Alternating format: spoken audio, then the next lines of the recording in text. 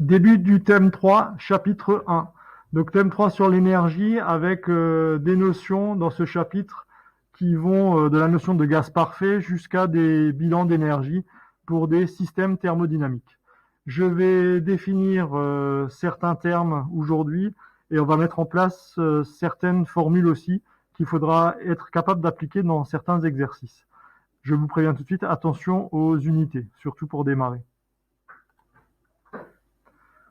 Tout d'abord, quand on décrit un système en thermodynamique, comme on vient de voir la notion en mécanique, donc attention, un système en mécanique, c'est un système qui est étudié, c'est un objet, alors que là, le système en thermodynamique, on se place à une échelle qui est beaucoup plus petite, hein, qui est microscopique. Vous voyez que c'est un ensemble d'entités, ça peut être des atomes, des molécules, et que ce système, on va le définir grâce à des grandeurs qui, elles, sont macroscopiques. Donc on peut, macroscopique, ça veut dire qui décrivent des propriétés à notre échelle à nous. Donc on va décrire un système qui est souvent microscopique avec des grandeurs qu'on appelle macroscopiques. Alors on va expliquer bien sûr les deux. Donc qu'est-ce que c'est que le système microscopique et qu'est-ce que c'est que ces grandeurs macroscopiques. Donc retenez déjà, microscopique c'est à une échelle très petite et macroscopique c'est notre échelle à nous en fait.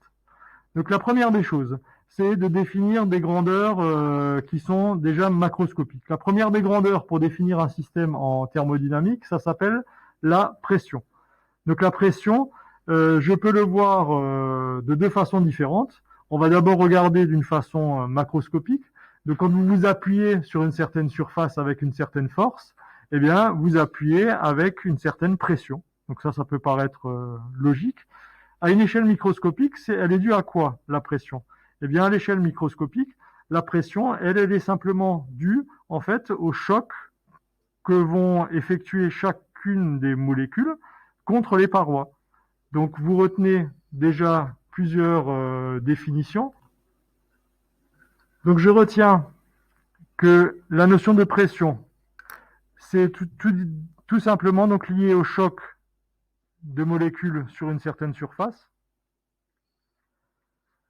Ça, c'est la description, on va dire, microscopique. Et moi, dans le monde macroscopique, il faut que je sois capable de décrire cette pression. Et donc, ma définition à une échelle macroscopique, c'est de définir la pression comme étant une force par unité de surface. Attention aux unités. Donc, la force, c'est en newtons, ça vous le savez. La surface, c'est des mètres carrés. Ça aussi, je pense qu'il n'y a pas trop de soucis. Par contre, la pression, donc l'unité du système international de pression, c'est le pascal. Donc 1 pascal correspond à une force de 1 newton exercée sur une surface de 1 mètre carré. Si on veut lui donner un sens, voilà le sens qu'on pourrait lui donner. Donc la pression, c'est bien une donnée macroscopique. Moi, je peux, à mon échelle à moi, mesurer une pression, mais au niveau macroscopique, je ne suis pas capable de compter le nombre de chocs de molécules qu'il y a sur la surface. Mais la pression traduit exactement cette donnée qui est le nombre de chocs sur la surface. Dans certains exercices, vous pouvez avoir une pression qui peut être exprimée aussi en bar. Sachez que 1 bar, ça correspond à 10 puissance 5 pascal. Donc il faudra faire la correction, enfin la conversion, pardon. Il faudra être capable de faire la conversion donc des bars à passer en pascal. Ça, on vous le donnera en général. Hein. Donc pas d'inquiétude. Par contre, vous devez travailler en pascal. Première grandeur macroscopique, donc la pression. Deuxième grandeur macroscopique, ça s'appelle donc la température. La température, elle est directement liée. Donc je surligne en vert tout ce qui est de l'ordre du microscopique. Donc la température, elle est liée à l'énergie cinétique des molécules. Donc en gros, plus elles s'agitent, plus elles vont vite, plus la température sera importante. Donc à l'échelle macroscopique, je vais mesurer une température. Et à l'échelle microscopique, ça va mesurer donc ce qu'on appelle l'agitation des molécules. Attention là aussi aux unités. L'unité du système international de température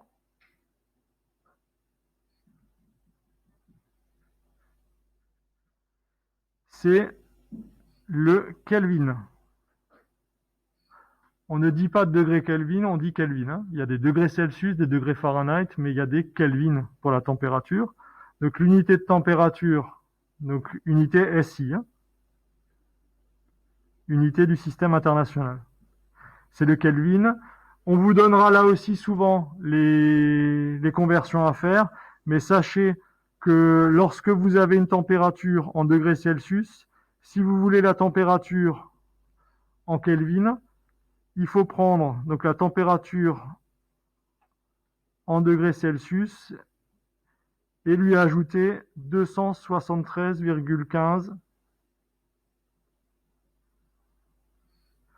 Si vous comprenez bien cette égalité, vous savez que donc le zéro absolu, donc le 0 Kelvin, ça correspond à une température en Celsius de moins 273,15 degrés.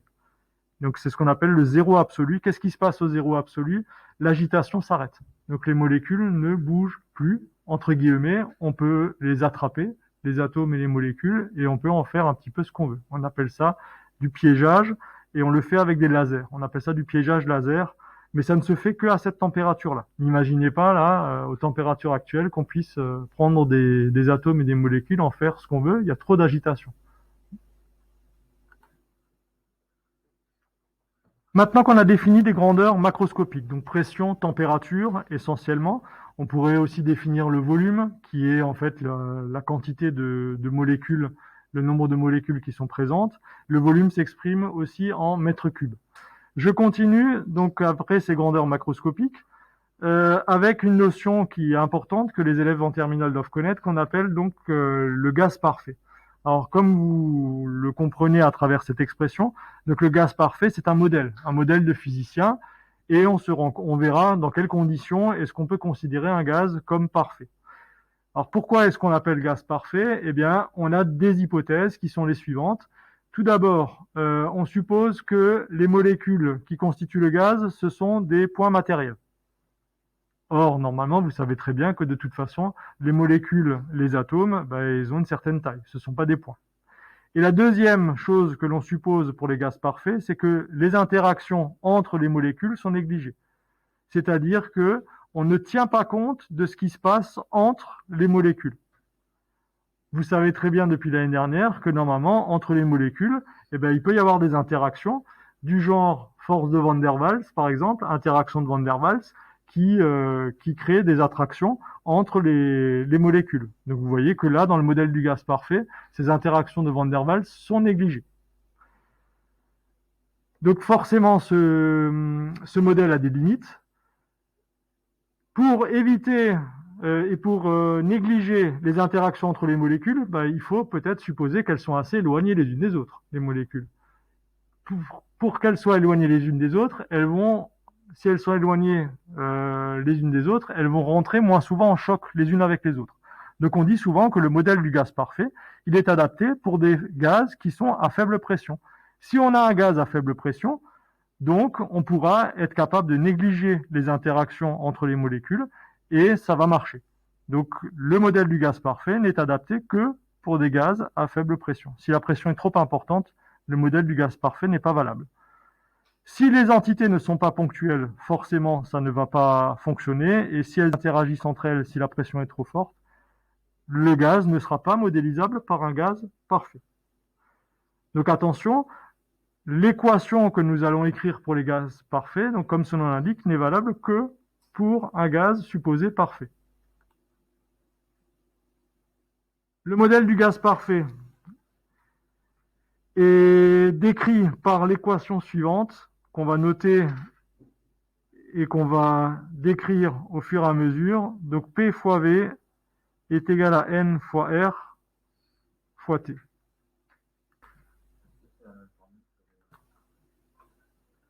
Je décris maintenant, donc P, c'est défini par quoi? Donc c'est la pression du gaz.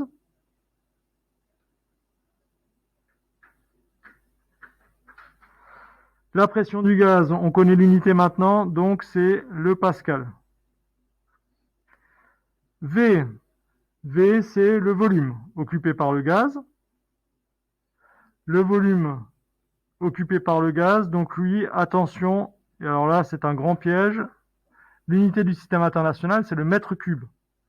Donc là, faites attention, il va peut-être falloir reprendre un petit peu des conversions de litres, par exemple, en mètres cubes. Je vous rappelle qu'un litre, c'est 1 décimètre cube. Donc un litre, c'est 10 puissance moins 3 mètres cubes. N, on connaît, N, c'est la quantité de matière.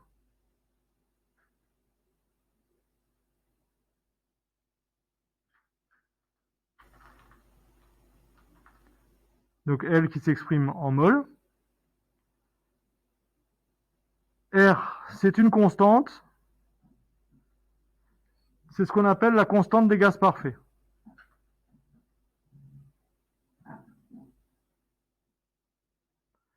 Sa valeur est toujours donnée dans les exercices. Sachez que sa valeur est de 8,314. Donc c'est des joules, Kelvin, mol moins 1. Et il nous reste encore la température.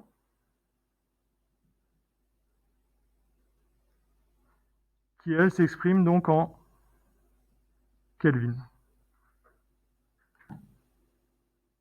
Donc attention aux unités lors des exercices. Si vous vous trompez, vous risquez très vite de trouver n'importe quoi.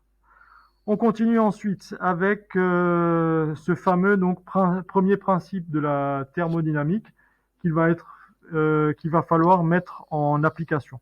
Mais pour ça, on va devoir déjà retrouver une première notion qui n'est pas encore connue des élèves, qui est la notion donc d'énergie interne.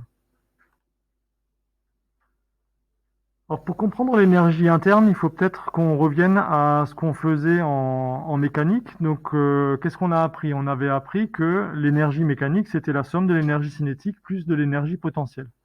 Mais ça, c'est ce qui se passe à une échelle macroscopique. À une échelle microscopique, eh bien, il existe un petit peu les mêmes notions, puisque quand on étudie un système en thermodynamique, c'est le schéma qui est représenté là. Donc un système en thermodynamique, il faut imaginer que vous avez une quantité de matière qui est enfermée ici dans ce système et il va y avoir une interaction peut-être avec le milieu qu'on appelle le milieu extérieur. Eh bien, ce qu'on appelle énergie interne, c'est l'énergie que possède le système en interne, donc ça porte bien son nom. Et donc, qu'est-ce que j'ai à l'intérieur? On prend l'exemple par exemple de molécules. Si j'ai un gaz qui est enfermé dans un ballon, par exemple, je vais avoir à l'intérieur des molécules qui vont interagir les unes avec les autres. Elles vont s'échanger de l'énergie. Et donc, l'énergie interne représente toute cette énergie qui est potentiellement disponible dans le système. Elle va constituer en la somme de deux énergies que vous connaissez déjà. Une première énergie qui va être une énergie cinétique qu'on appellera microscopique d'agitation thermique. Donc plus ça s'agite à l'intérieur et plus il y aura une énergie cinétique microscopique importante. Et il y aura aussi donc une énergie potentielle microscopique qui sera due cette fois-ci aux interactions des molécules les unes avec les autres. Donc comment est-ce qu'on écrit cette énergie interne? Donc on va l'écrire tout simplement sous la forme suivante. Alors sachez que l'énergie interne, elle se note U. Donc U, l'énergie interne, on va simplement réécrire ce qui est marqué juste au-dessus.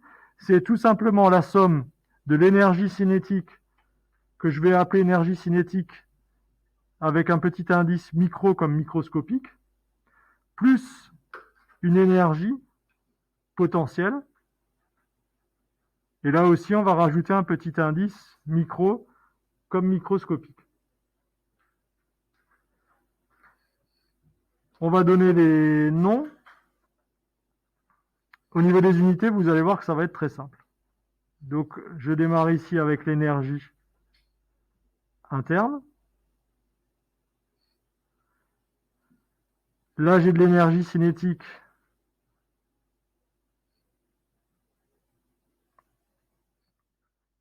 microscopique. Et là, on a une énergie potentielle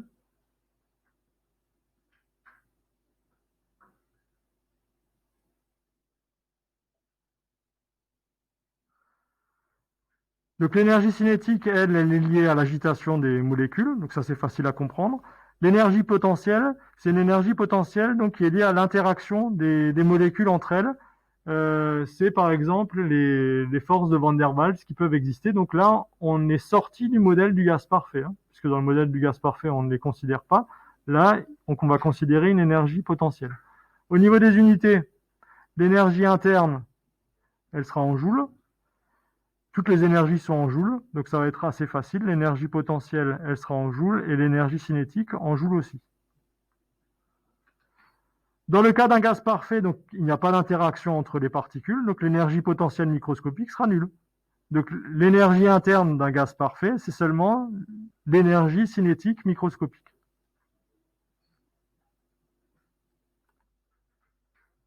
Maintenant qu'on a défini l'énergie interne, souvent, il faut bien comprendre qu'il y aura des expressions qu'on pourra simplifier. Alors, il y a un petit vocabulaire qui est lié à tout ça. Donc, je vous rappelle qu'on va définir chaque fois le système thermodynamique. Donc, on verra ça dans les exercices. Une fois qu'on aura défini ce système, en fait, il va souvent y avoir des simplifications. Alors, juste très rapidement, au niveau du vocabulaire, il y a souvent trois systèmes qui peuvent être étudiés, soit des systèmes isolés, des systèmes fermés ou des systèmes ouverts. Alors, c'est quoi la petite nuance entre les trois? Un système ouvert, ça porte bien son nom, c'est que je peux échanger de la matière et de l'énergie avec l'extérieur. Donc, c'est toujours des échanges qui se font avec l'extérieur. Pensez toujours au petit schéma. J'ai mon système, il va échanger de l'énergie avec le milieu extérieur, mais il peut aussi échanger de la matière. Donc ça, c'est le cas d'un système ouvert. Si le système est fermé, il va échanger de l'énergie, mais pas de matière. Donc c'est souvent ce qui va se produire dans nos situations. Donc nous, on sera souvent dans le cas de systèmes fermés. On va avoir un échange d'énergie qui va se faire, mais pas d'échange de matière. Pourquoi? Parce que sinon, ça compliquerait encore les choses. Il peut y avoir quelquefois des systèmes qu'on appelle isolés. Alors ça, c'est carrément ni d'échange de matière, ni d'échange d'énergie. C'est par exemple le cas de ce qui se passe dans des bouteilles isothermes. Les bouteilles isothermes, je mets une boisson à l'intérieur. Si je suis en hiver, je mets une infusion avec de l'eau chaude, ben, ça va rester chaud parce que c'est un système isolé qui n'échange ni de matière, je ne perds pas de mon infusion, et ni d'énergie, je ne perds pas l'énergie qu'elle possède, donc sa température. Souvent, on se limitera donc à des systèmes fermés qui ne font que échanger de l'énergie. Donc, échange de matière, ce n'est pas forcément le cadre du programme. Donc, par la suite, on s'intéressera souvent à des systèmes qui vont soit perdre ou gagner de l'énergie. Alors maintenant, on va s'intéresser comment se font ces modes de transfert d'énergie. Alors principalement, il existe deux modes de transfert énergétique entre un système et l'extérieur. Alors, ça peut être tout d'abord ce qu'on appelle un travail, qui est noté par la lettre W, work en anglais, ou ça peut être tout simplement un transfert thermique que lui on note en général Q.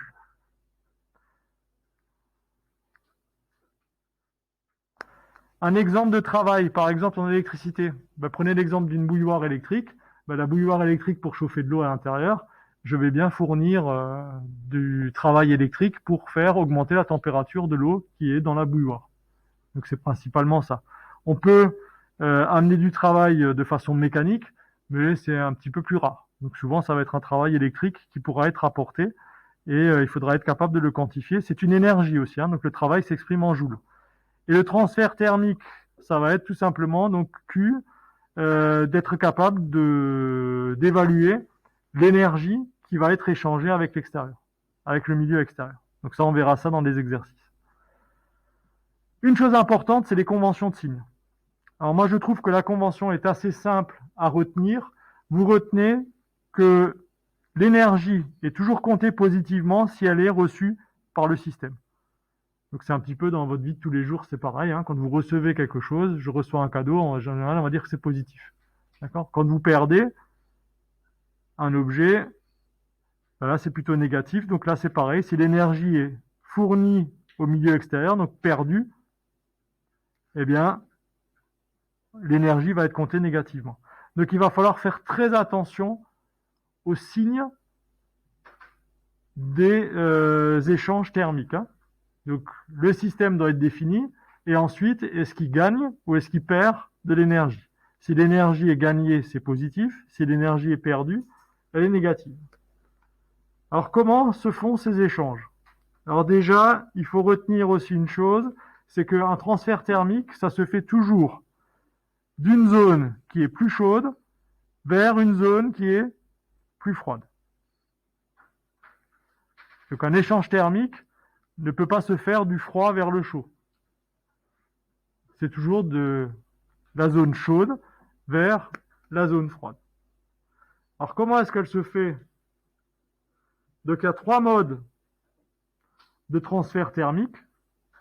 Attention, ça va prendre 2 lignes là, il faut bien séparer. Donc mode de transfert d'énergie. Donc transfert thermique.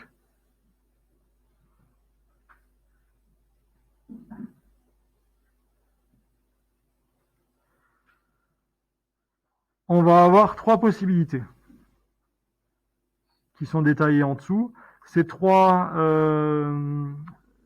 termes, il faut les connaître. Souvent, il y a déjà eu des questions au bac on demande aux élèves de donner les modes de transfert thermique qui existent. Donc, on va les détailler très rapidement. Donc, quand on a un contact entre deux objets qui ont des températures différentes, ça s'appelle comment? Ça s'appelle de la conduction thermique. Donc là, on parle de conduction.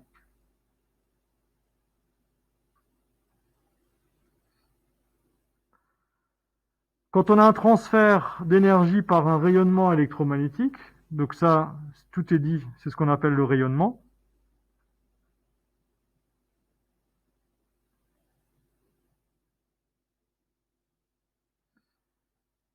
Et quand on a un transfert d'énergie avec un déplacement macroscopique, c'est-à-dire qu'il y a vraiment quelque chose qui bouge, là on parle de convection.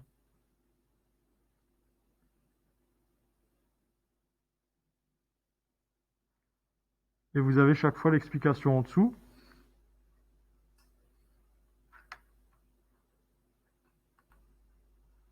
Vous avez un exemple à droite qui vous résume à peu près la situation.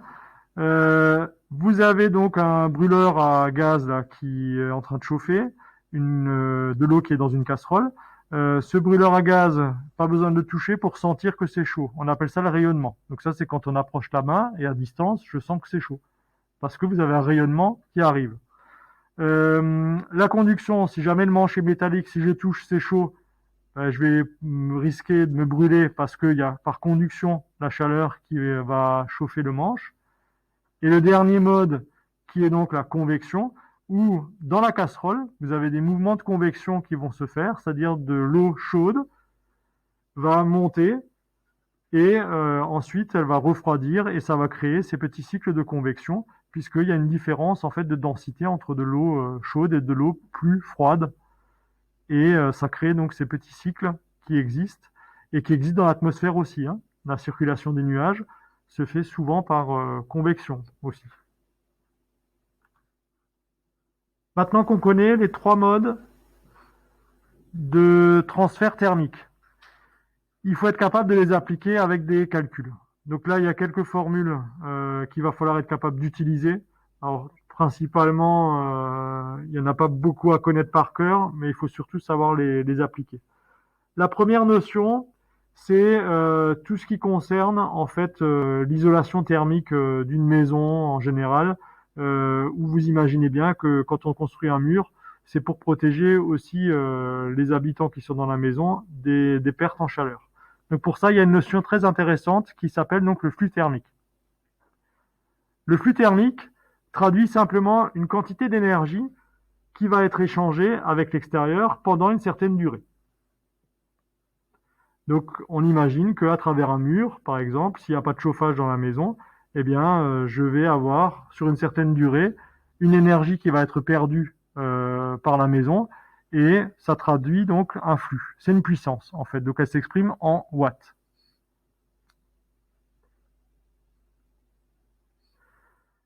L'énergie du transfert thermique, donc elle sera en joules, et la durée, forcément, toujours en secondes. Donc, vous retenez qu'une puissance, en fait, c'est une énergie divisée par une durée. Ça, c'est intéressant, ça peut être utile.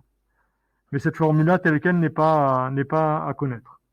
Par contre, dans quoi est-ce qu'on peut l'appliquer? Donc, par exemple, dans l'isolation d'une maison, l'intérêt de l'isolation, c'est d'accumuler des couches de matériaux qui ont des caractéristiques. Donc, par exemple, ils ont une conductivité thermique qui est notée ici lambda. Et lorsqu'on va additionner en fait les différentes couches de matériaux, on va diminuer le flux thermique pour isoler de mieux en mieux la maison. Et donc, pour mesurer la capacité justement à arrêter le flux thermique, puisque le but c'est qu'il n'y ait pas beaucoup d'énergie qui soit perdue, on a défini donc une notion qu'on appelle résistance thermique. Et cette résistance thermique donc est notée RT, RTH, R comme résistance et TH comme thermique, eh bien, elle va être directement reliée au flux par la différence de température. Alors, je vais tout de suite préciser de quelle variation est-ce qu'il s'agit. En fait, si on prend l'exemple d'un mur, ça va être la différence entre la température à l'intérieur de la maison et la température à l'extérieur. Donc, ça va être cette variation de température. Et ça, la résistance, on va la diviser par le flux thermique. Je précise chacun des termes. Donc ici, nous avons donc le flux thermique. Ça, c'est la première des formules à retenir. Celle-là, il faut la connaître. Donc le flux thermique, c'est en watts. Delta T, donc T majuscule, c'est une variation de température.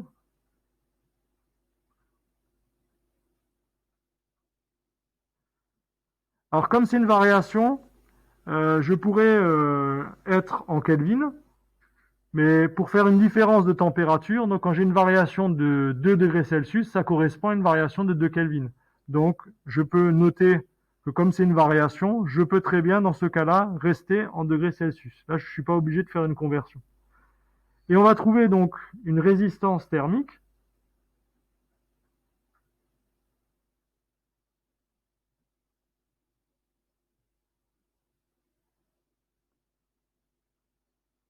qui, elle, s'exprime. Alors attention, donc ici on a une variation de température, donc c'est des Kelvin, unité du système international, divisé par des watts.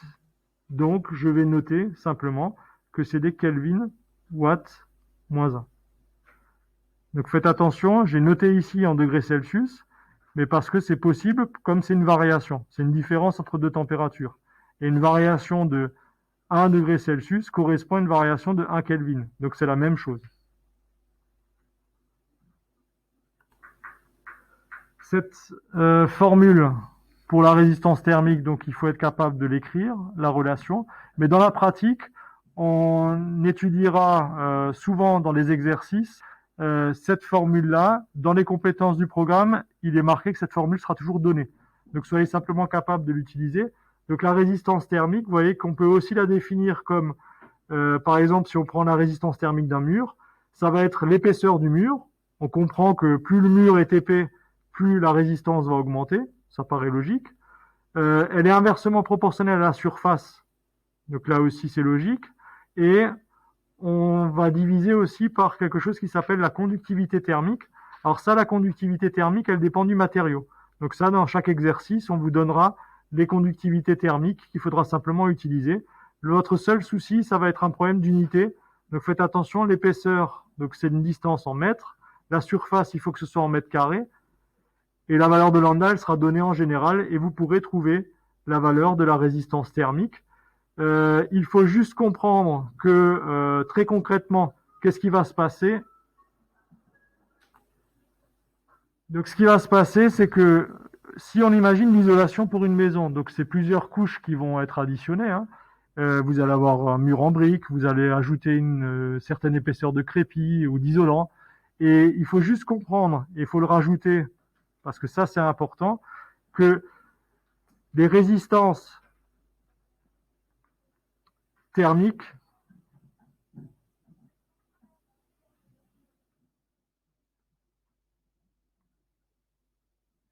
s'additionnent. Donc, qu'est-ce que ça veut dire? Si j'ai un mur en béton avec un isolant plus du crépi, eh bien, il faut que je fasse quoi pour trouver la résistance de tout le mur? Eh bien, je fais la résistance du béton, par exemple, plus la résistance du crépi, plus la résistance de l'isolant. Et il faut en fait comprendre que les résistances thermiques, il faut en fait les additionner à chaque fois. On continuera donc la prochaine séance, la suite et la fin du cours. Il y a déjà des exercices à faire. Bon travail.